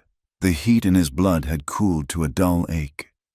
He blinked, trying to make sense of the shadows dancing on the ceiling beams. "Clara?" he rasped. His voice was a ruin, barely a sound at all. She was there instantly, her hand on his cheek. "I am here. I dreamt," he whispered. "I dreamt of the ranch. The grass was green. Samuel was there. And you were wearing a yellow dress." Clara smiled, though tears were streaming down her face in the dark. "Yellow is not my color. Elias, in the dream. I told you I loved you," he said. The words hung in the cold air, fragile as glass. "I told you over and over, Clara leaned down, resting her forehead against his. "You did," she said softly. "You said it while you burned. You shouted it to the roof." Elias closed his eyes. He turned his face away from her, into the rough wool of the blanket.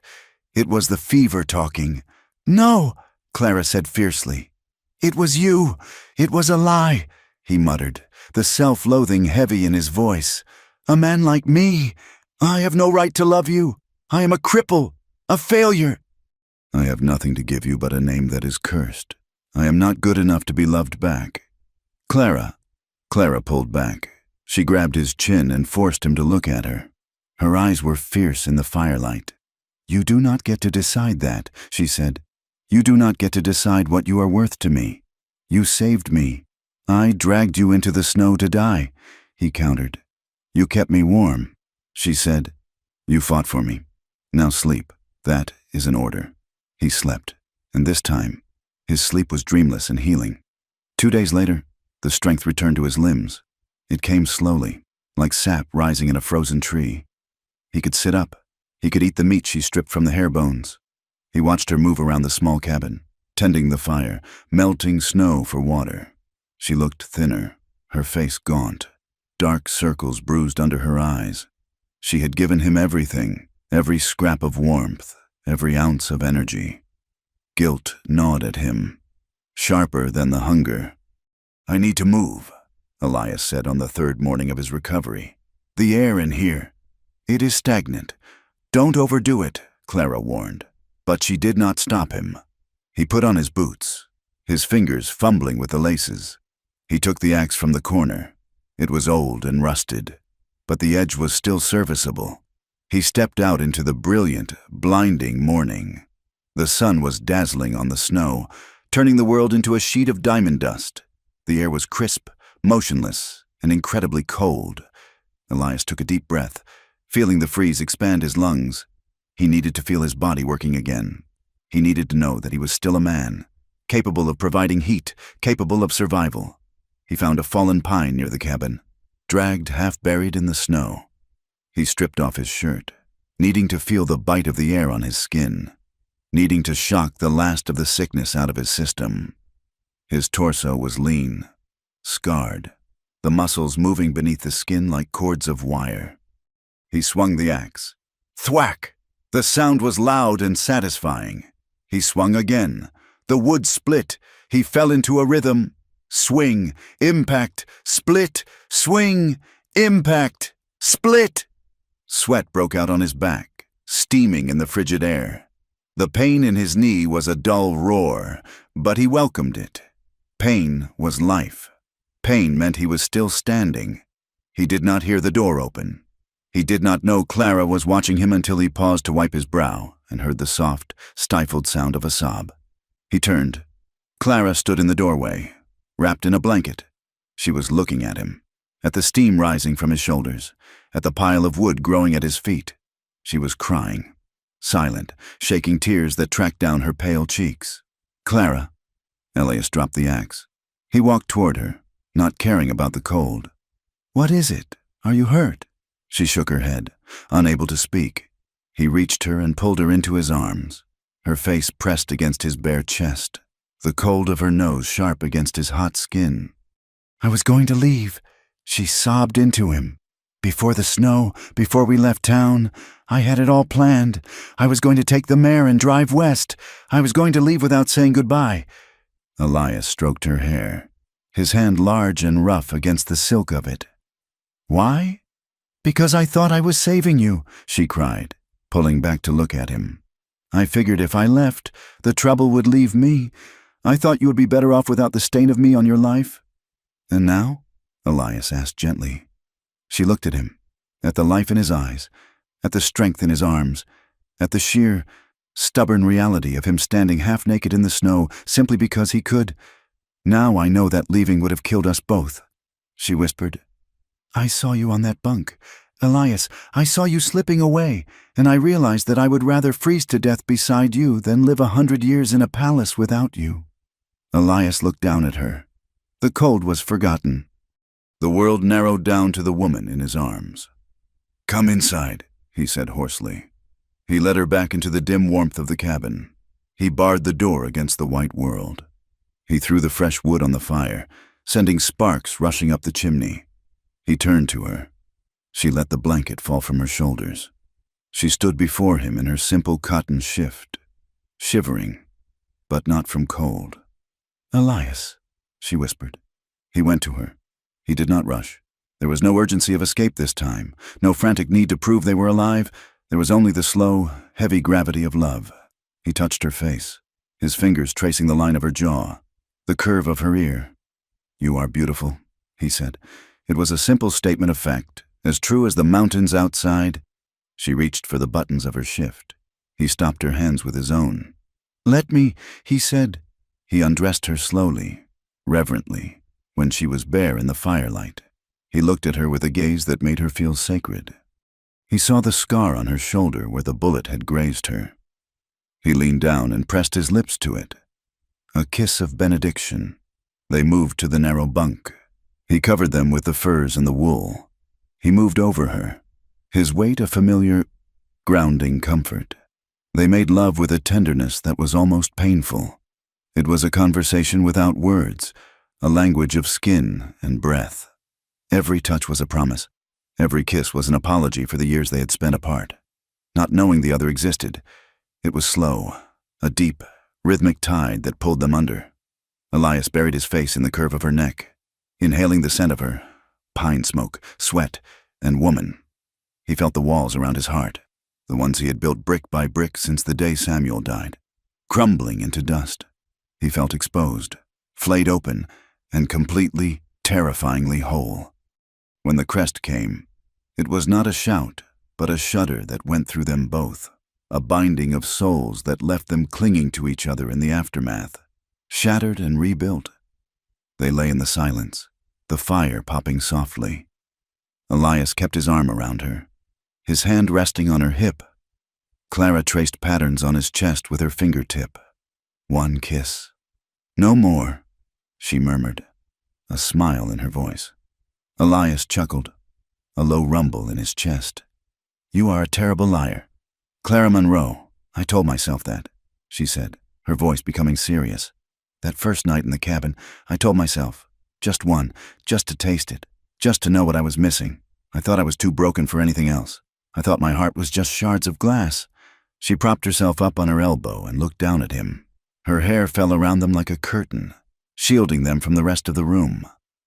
"But you," she whispered, touching his cheek, "you didn't care about the cracks. You didn't try to fix me. You just loved me. You kissed the part of me that wasn't broken." The words hit Elias like a physical blow. He looked up at her, at the love radiating from her face, and something inside him finally let go. The dam he had held against the grief, the stoicism of the Western man, the hardness of the soldier. It all broke. His face crumpled. A sob ripped its way out of his throat. A raw, jagged sound. "Elias?" Clara whispered, alarmed. He couldn't stop. The tears came, hot and fast, burning his eyes. He wept for Samuel, buried alone under the cottonwood. He wept for the years he had wasted in silence. He wept for the child he had been before the war, and for the man he had become. He wept because he was loved, and he finally believed he deserved it. Clara did not tell him to hush. She did not look away. She pulled his head down to her chest and held him. She stroked his hair and rocked him while he cried, absorbing his grief into her own body, carrying the weight he had carried alone for so long. He cried until he was empty, until the well was dry. When he finally lay back, exhausted, his eyes swollen, he felt lighter than air. The ghost that had haunted him for 5 years was gone, washed away by the salt of his own tears. "Thank you," he whispered. Clara kissed his forehead. "Sleep now." The next morning, the world was calm. The sun was bright, the sky a vivid, impossible blue. The snow lay deep and pristine, covering the scars of the land. They stood outside the cabin, watching the horses paw at the snow to get to the grass beneath. They were dressed for travel. "We can't stay here," Elias said. "The food is gone, and the winter will only get worse." Clara nodded. "Where do we go? West? To the coast?" Elias looked at her. He looked at the direction of the mountains.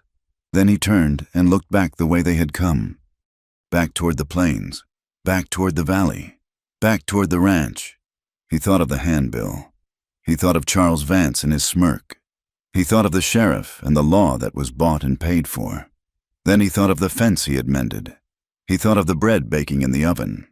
He thought of the grave under the tree. "We don't go west," Elias said. Clara looked at him, her eyes widening. "We go back," Elias said firmly. "To the ranch?" Clara asked. "Elias, they will kill us." "No," he said, "they will try. But that is my land. That is our land. I am done running. Clara, I am done letting men like Vance decide where I can sleep and who I can love."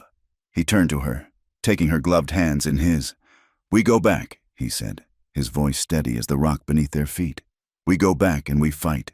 We fight for the land. We fight for your name. And we fight for this." He gestured between them. "I want to live without shame. Clara, I want to kiss you on my front porch in the middle of the day and let the whole damn territory see it." Clara stared at him. She saw the fear in his eyes. Yes, but she saw something else too. She saw the soldier again. She saw the man who had stood against a rattlesnake. She saw a future that was dangerous, terrifying, and worth everything. She squeezed his hands. "Okay," she said. Her voice was clear. "Okay, we go back." Elias nodded. He helped her onto the mare. He swung himself into the saddle of the stallion. He checked the rifle in the scabbard. It was fully loaded. They turned the horses toward the east, toward the rising sun, toward the fight of their lives. They rode down from the mountain, leaving the sanctuary of the snow behind, riding back into the fire. The snow melted slowly, retreating up the slopes of the Wind River Range like a defeated army surrendering the high ground. What was left behind was a world of mud and raw, brown earth. But to Elias and Clara, it looked like promise. They rode down from the timberline in silence, the horses picking their way carefully through the slush. They were thinner than they had been weeks ago, their face hollowed by the cold and the scarcity of food. But there was a fire in their eyes that the winter had failed to extinguish. They crossed the boundary of the Holloway Ranch at midday. The fence line Elias and Clara had repaired stood straight against the horizon, a testament to their labor. The house was dark and cold, the windows staring out like empty sockets, but it was still standing. The railroad men had not burned it. Perhaps they had been too arrogant to believe Elias would ever return to claim it, or perhaps the early winter storms had driven them off before they could strike the match. Elias dismounted near the porch. He tied the black stallion to the rail and helped Clara down. She landed heavily, her boots sinking into the soft earth. She looked at the house, then at the cottonwood tree by the creek where Samuel was buried. "We are back," she whispered. Elias checked the door. It was unlocked, pushed open by the wind. Snow had drifted into the front room and melted, warping the floorboards near the threshold. He walked in, his spurs chiming in the silence. He checked the corners, the loft, the back room. It was empty. The rats had returned, but the ghosts, the heavy, suffocating presence of his grief, seemed to have fled. He walked back out to the porch. Clara was standing by the railing, looking south toward the town. "They will know we are here soon enough," Elias said. "Smoke from the chimney will be seen for miles." "Let them see," Clara said. She reached into the bodice of her dress. She flinched slightly as she worked at the seam of her undergarments, ripping the stitching with her fingernails. Elias watched her, confused. "Clara, I told you I didn't steal his money," she said, her voice trembling with the effort. And that was the truth. I never took a single gold eagle from Charles Vance, but I did take something. She pulled a folded, oilskin-wrapped packet from the lining of her corset. It was warm from her skin, flat and dense. She held it out to Elias.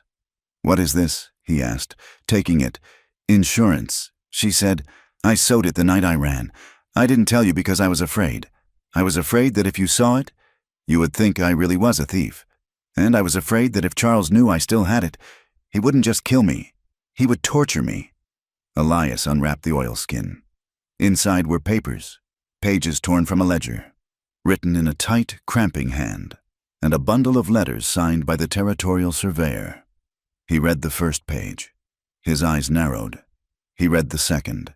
His hands began to shake, not from cold, but from a sudden, volcanic rage. "This is the survey report," Elias said, his voice low and dangerous. "The original survey."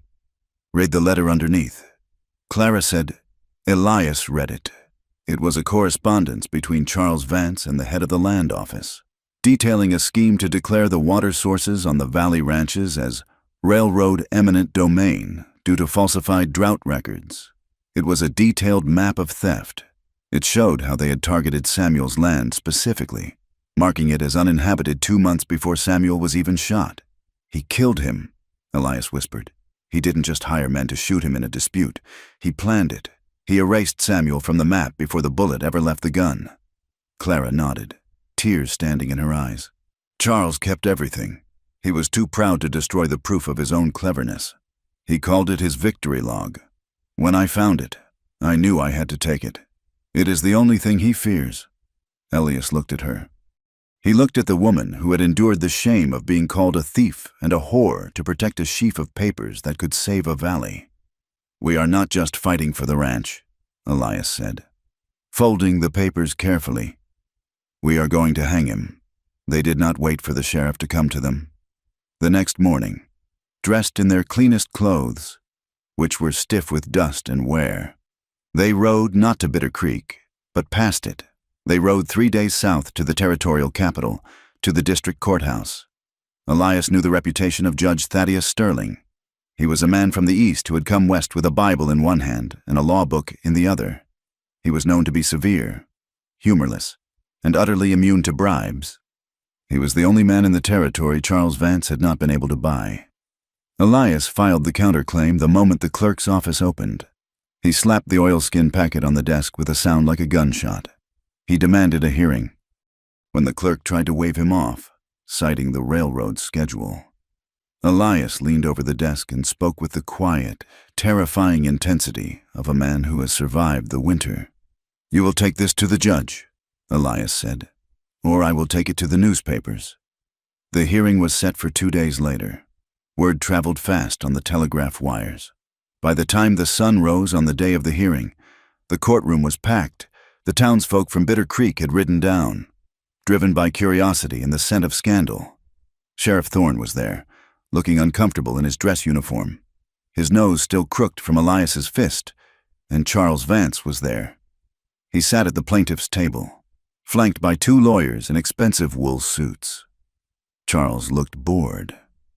He picked at his fingernails, occasionally glancing at the gallery with a sneer. When Elias and Clara walked in, a hush fell over the room. They walked down the center aisle. Elias walked with his limp, heavy and rhythmic. Clara walked beside him, her head high. She wore a simple gray dress they had bought with the last of their coin. She wore no hat. Her face was pale, but her eyes were steady. They took their seats at the defense table. There was no lawyer with them. Elias laid his hat on the table and sat with his hands folded. "All rise," the bailiff bellowed. Judge Sterling swept in, a hawk of a man with white mutton chops and eyes like polished coal. He sat down, arranged his robes, and glared at the courtroom over his spectacles. "This is a special hearing regarding the matter of the Union Pacific claim against the Holloway estate and the counter-accusations of fraud and larceny." Sterling boomed. "Mr. Vance, you claim the woman sitting there stole $5,000 in bonds." "I do, Your Honor," Charles said, standing up smoothly. "She was a domestic in my household who took advantage of my kindness. She seduced my son, gained access to the safe, and fled. The man with her is an accomplice." "And you, Elias Holloway," Sterling said, turning his gaze to the rancher. "You claim this is a lie? I claim it is a fabrication to cover a murder," Elias said. His voice carried to the back of the room. Murmurs rippled through the crowd. The judge banged his gavel. "Evidence." "Mr. Holloway," Sterling demanded, "the court does not deal in stories. It deals on paper." Clara stood up. Elias reached for her hand, but she squeezed his fingers and let go. She walked to the witness box. She placed her hand on the Bible. She swore to tell the truth. She looked at Charles. He was smiling at her. That same cold, possessive smile he had worn the day he cornered her in his study. "Tell the court what you took. Miss Monroe," the judge said.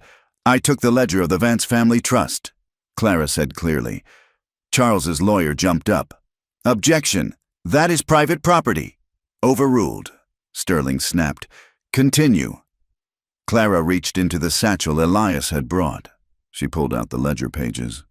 She handed them to the bailiff, who passed them to the judge. These pages detail the payments made to the Bitter Creek Land Office. Clara said, she turned to the crowd, speaking not just to the judge but to the people who had shunned her. They show bribes paid to surveyors to alter the water maps. They show payments made to Sheriff Thorne to ignore complaints of harassment. And they show a payment of $200 to a man named Cyrus Miller on the 14th of August, 1870. The room went deadly silent. Everyone in Bitter Creek knew Cyrus Miller. He was a hired gun who had disappeared 5 years ago. Elias stood up. August 14th was the day my brother Samuel was shot. Charles Vance's face lost its color. He stood up, knocking his chair over. "This is ridiculous. She forged them. She is a liar and a thief. Sit down." "Mr. Vance," Judge Sterling roared. The judge adjusted his glasses. He read the papers in silence. The ticking of the wall clock sounded like hammer strikes. He picked up the letters. He compared the signatures. He looked at the seal of the land office. He looked up at Charles Vance. The boredom was gone from Charles's face, replaced by a sheen of sweat. "These documents bear the official stamp of the Surveyor General," Sterling said, his voice icy. "And this letter, signed by you, Mr. Vance, explicitly instructs your men to, and I quote, remove the Holloway problem by any means necessary." The judge looked at the sheriff. "Sheriff Thorne arrests Mr. Vance." Thorne froze. He looked at Charles, then at the judge. "Now, Sheriff," Sterling shouted, "or I will have the U.S. Marshals take you into custody alongside him." Thorne moved. He walked to the plaintiff's table. Charles backed away, his eyes darting around the room like a trapped rat. "You cannot do this!" Charles screamed. "Do you know who my father is? I own this town. I own all of you." Thorne grabbed his arm. Charles swung his cane, striking the sheriff in the shoulder. But 2 deputies rushed in, tackling him to the floor. The man who had looked so untouchable in the snowy street of Bitter Creek was dragged kicking and screaming from the courtroom, his expensive gray suit coated in the dust of the floor.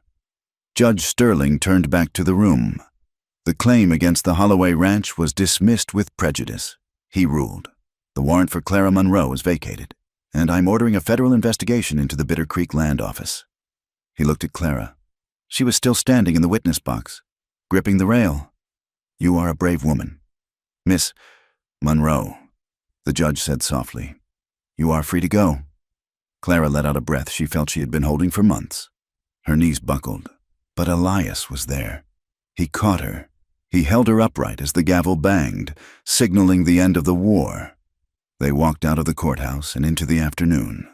The sky had opened up while they were inside. A soft, steady spring rain was falling, washing the dust from the streets.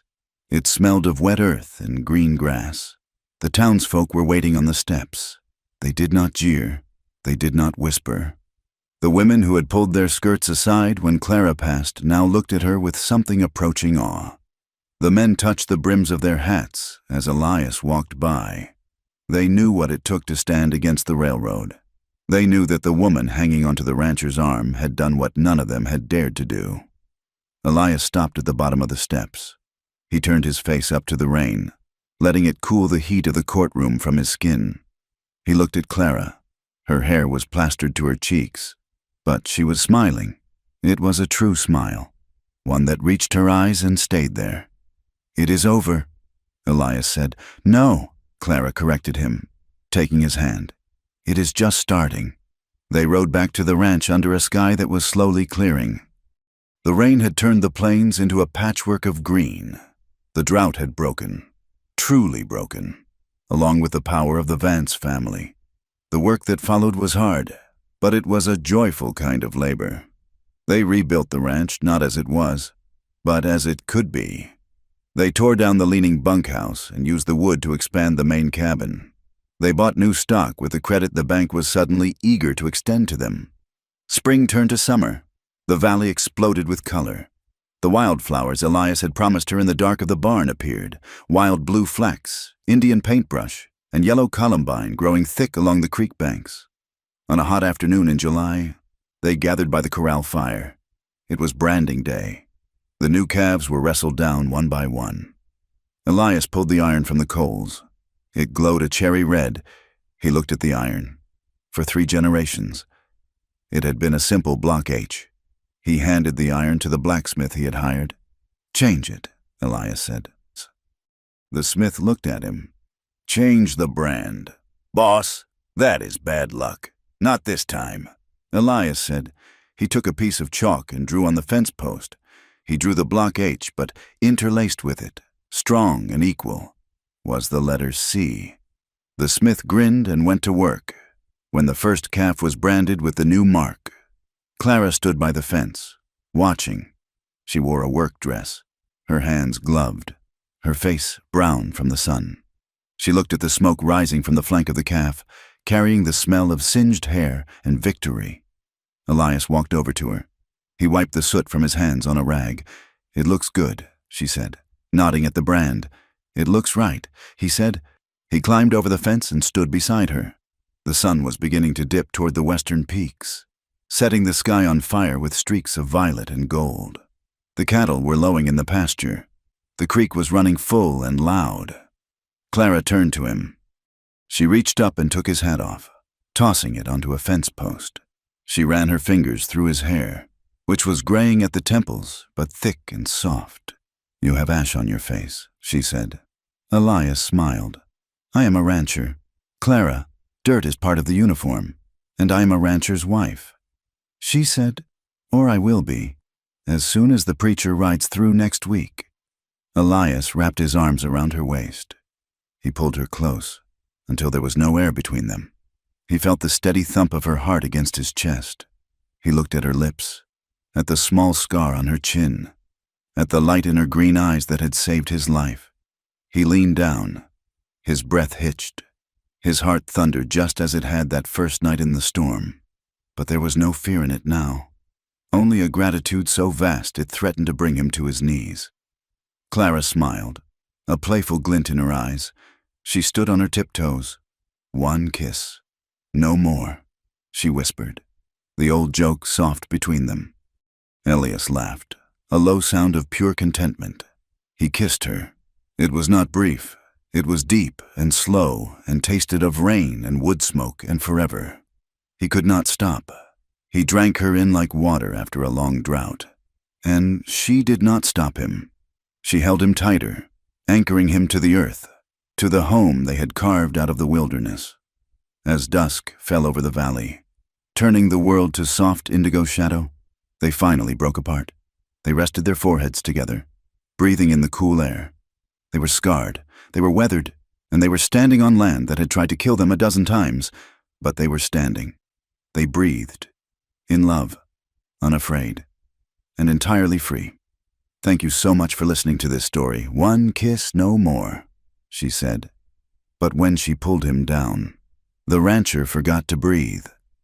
I hope you enjoyed the journey of Elias and Clara as much as I enjoyed writing it. Please feel free to leave a comment below telling me where you are listening from. I would love to know how far this story has traveled.